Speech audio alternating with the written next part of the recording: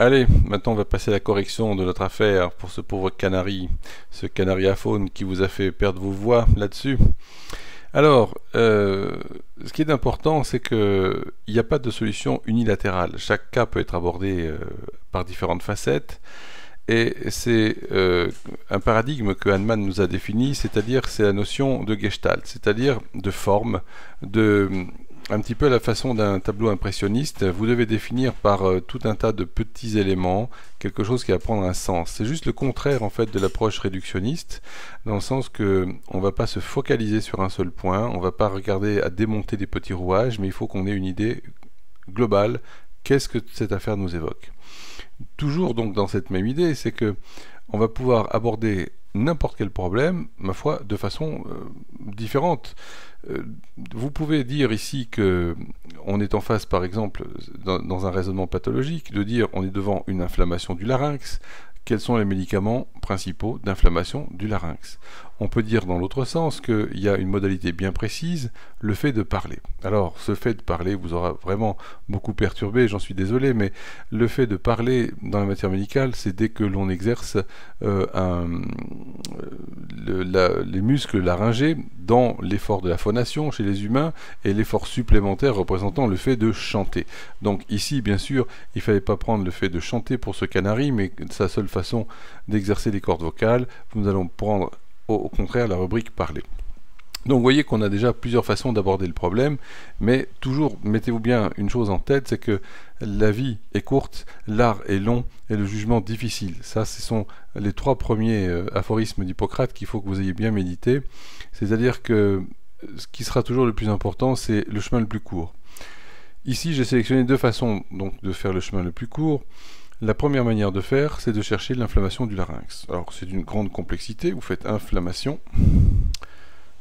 voilà, et larynx.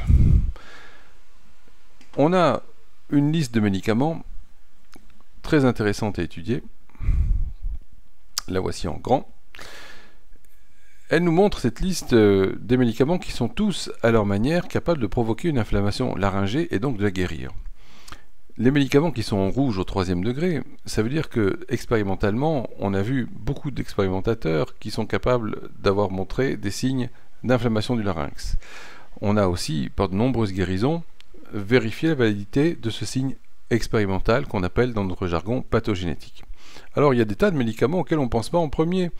Il y a Gelsemium par exemple. Gelsemium bien sûr parce que dans de nombreux cas de grippe par exemple, vous aurez besoin de prescrire Gelsemium et vous aurez aussi cette inflammation du larynx, cet enrouement qui peut exister dans Gelsemium. Drosera aussi, c'est un grand spécialiste du larynx, Kalium bichromicum, Belladonna, Argentum.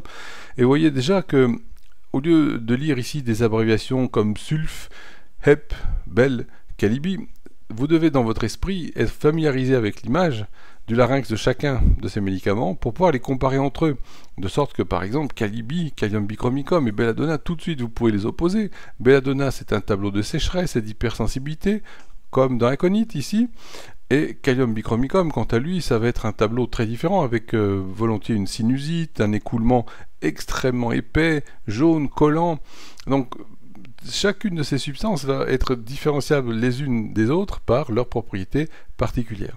C'est là tout l'intérêt d'étudier la matière médicale de chacun et la seule façon de le faire correctement, c'est d'aller directement à la source en étudiant le Hering. C'est ce qu'on va faire dans un instant.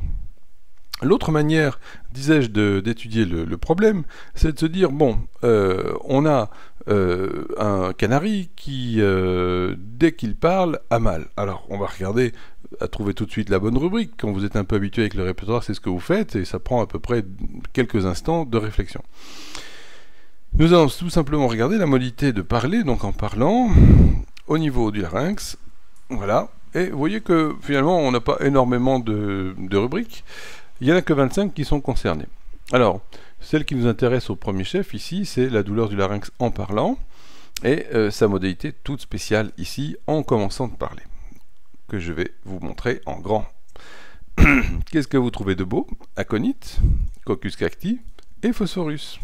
L'affaire est jouée, puisque dès que vous avez évoqué Phosphorus, et en plus ici au 3e degré, vous voyez qu'on ne peut pas faire l'économie de prescrire Phosphorus, qui couvre tous les autres symptômes, le problème respiratoire, l'asthme, etc.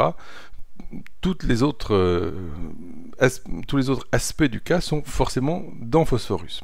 Mais là encore, avant de le prescrire, je vous recommande de faire un petit tour par la matière médicale pour vérifier si Phosphorus convient ou pas réellement à ce cas.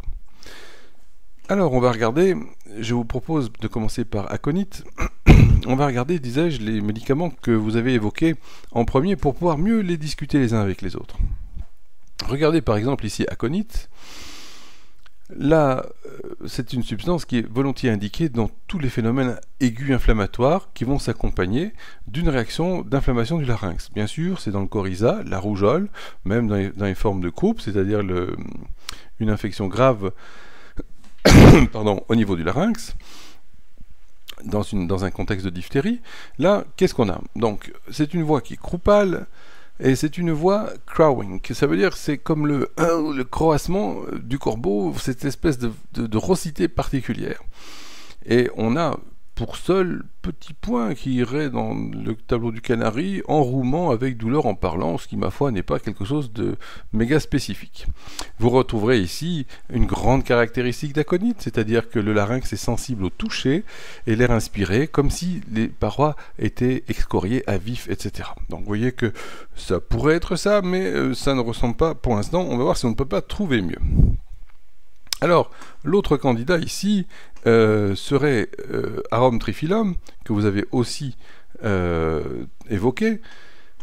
Arum trifilum présente quelque chose de très particulier, c'est que pour lui, le fait de parler représente tout un effort. Arum trifilum, c'est le clergyman's sore throat, c'est-à-dire c'est le mal de gorge, l'inflammation, l'angine et la laryngite des gens qui sont habitués à parler très fort en public, etc. Tout ça étant aggravé par le fait de parler. Mais ce qui est très caractéristique ici dans Arum trifilum, c'est que dans ce contexte, la voix est incontrôlable. C'est-à-dire qu'on n'arrive pas à maîtriser le ton de la voix qui change continuellement. Parfois, elle est profonde et grave, parfois elle est aiguë. Ça n'est pas ici ce qui arrive à notre canari. Ici, quand même, il faut que vous vous rappeliez l'indication d'Arum dans tous ces cas où les gens montent sur une estrade et sont obligés de parler et que soudainement ils n'arrivent plus à contrôler leur voix. C'est la fameuse anecdote avec le Dr Schmidt quand il était en train d'étudier à New York avec le Dr Austin, donc qui appartenait à des cercles privilégiés. Il soignait le Dr Austin Rockefeller père, et il appartenait à un cercle qui s'appelait les Langues d'Argent, et donc chacun à tour de rôle montait sur une estrade pour développer un sujet tiré au hasard. Bon, vous voyez le tableau. Et donc là, l'un des orateurs monte sur son plancher et n'arrive plus à correctement articuler. Il se racle la gorge et il perd la tonalité. Et donc Austin, sans se démonter, ouvre sa petite mallette qu'il transportait toujours avec lui, donne un granule à l'orateur qui du coup se trouve tout de suite soulagé et continue son speech sans problème. Voilà, ça c'est Arum trifilum.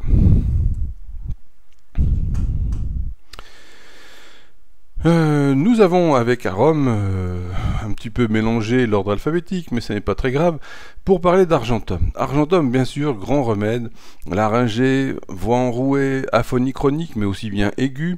Dans ce cas, vous aurez des choses très caractéristiques, c'est-à-dire beaucoup de mucosité, avec on entend le bruit de mucosité dans la gorge, et en général on arrive à crachouiller des tout petits morceaux qui finalement de mucosité épaisse, un peu comme des petites boules, et une fois qu'on arrive à les cracher, on se trouve un peu libéré de l'enrouement. Ce n'est pas vraiment là encore le tableau de notre pauvre bête ici. Hop.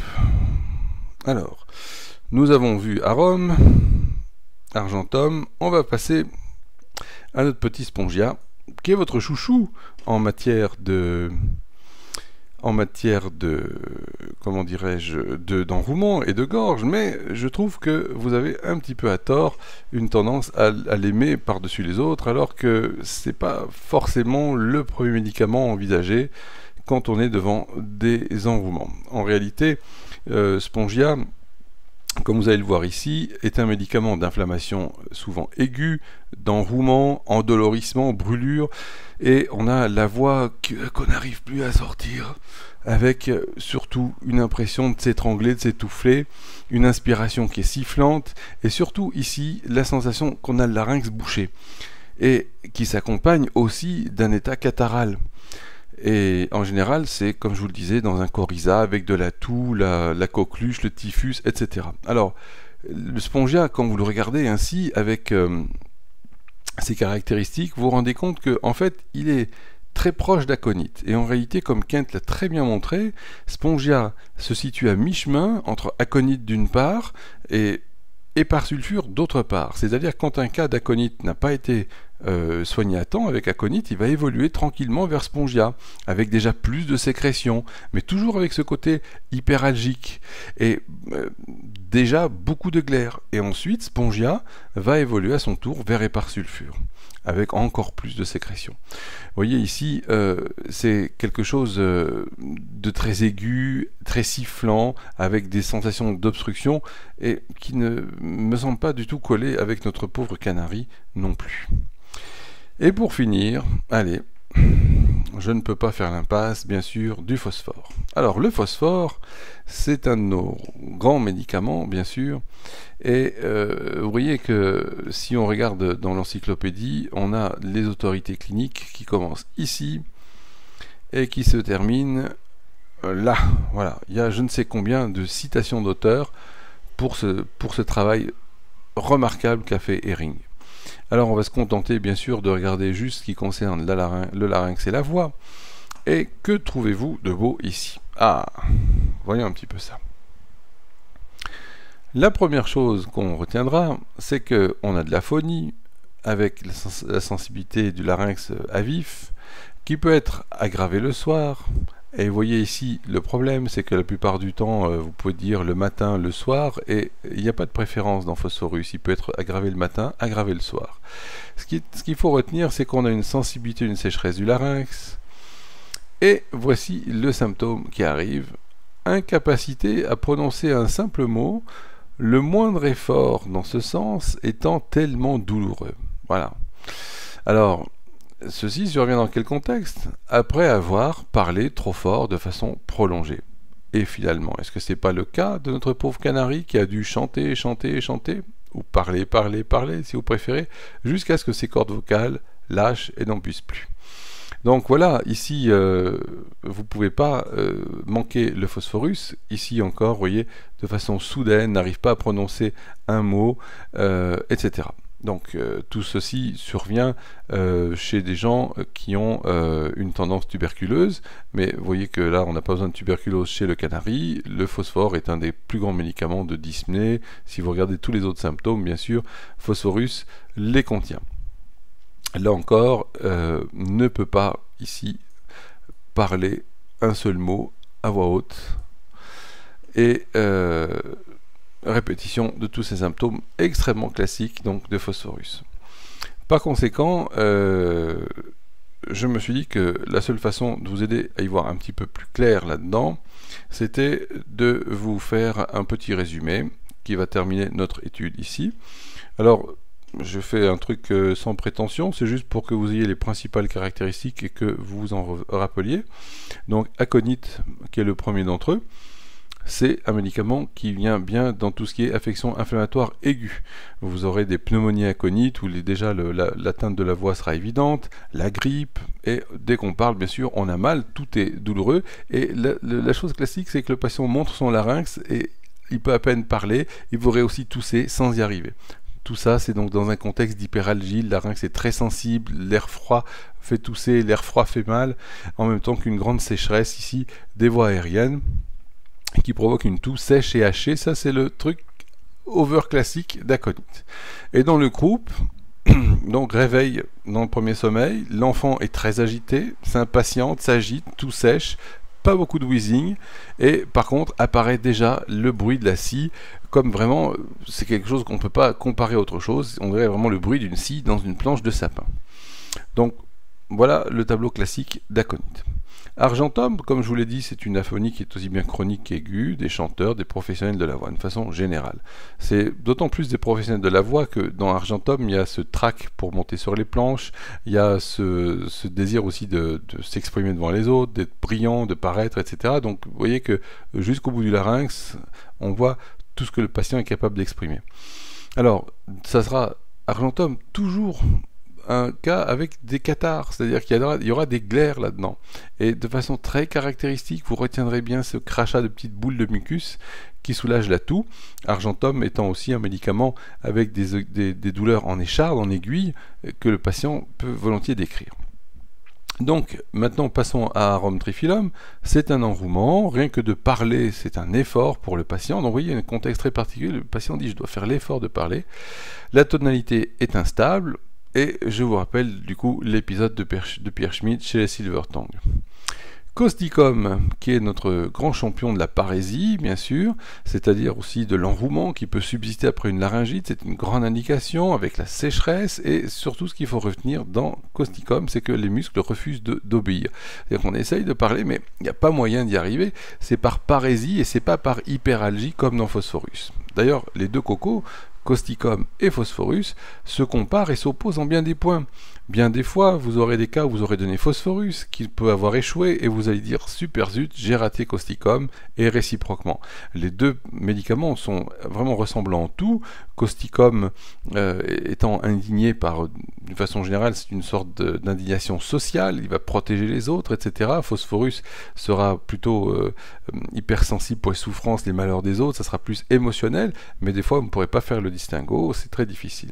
Donc ce que vous retiendrez, c'est que la voix est enrouée, on peut avoir l'aphonie, qui peut traditionnellement être pire le soir, mais je vous rappelle, méfiance, il y a des cas qui sont aggravés le matin, et l'idée c'est ça, c'est que ça fait tellement mal chaque fois qu'on essaye de parler que on n'arrive pas à formuler un mot. Et pour finir, Spongia, qui est quand même plus lointain ici dans l'indication pour le canari, c'est qu'il y a l'enrouement, il y a le coryza, la toux, et là encore une toux rauque, et avec une très grande douleur en essayant de parler ou en avalant. Donc souvenez-vous bien que ici Spongia est aussi caractérisé par le cathare, parce que Spongia, je le répète, se situe entre la sécheresse d'aconite et le très impressionnant cathare qu'on voit dans les parasulfures, capable de sécréter énormément, un peu à la façon de Kalium micromycum. Et surtout avec l'impression de ne plus respirer, on se réveille, on a l'impression qu'on va mourir d'étouffement. Voilà. Bon, ben ça nous a fait beaucoup parler pour cette histoire de canari. J'espère que ça vous sera profitable. On en a profité pour faire une petite étude des médicaments les uns avec les autres. Et nous allons essayer de faire un prochain cas clinique qui sera, je n'en doute pas, intéressant. À tout bientôt.